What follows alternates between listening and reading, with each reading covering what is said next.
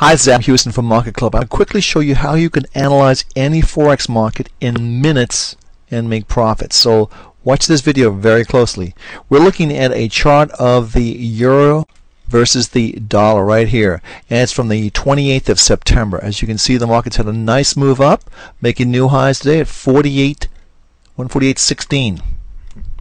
Okay, we're looking at a weekly chart, and as you can see very quickly, we have some green triangles right here and some red triangles. These are the weekly charts that tell us which way the trend is headed. When a green arrow hits in, you want to be only trading from the long side of this market based on the weekly charts.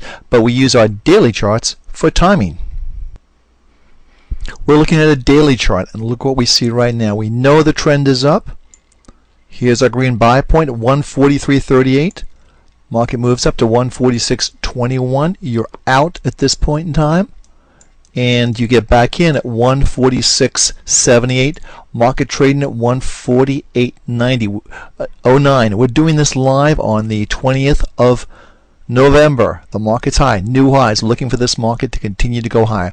Use the weekly for the trends and the dailies for timing. You can do this with Market Club, and you can do it right away. If you're a member, this is how you do it. If you're not a member, join today.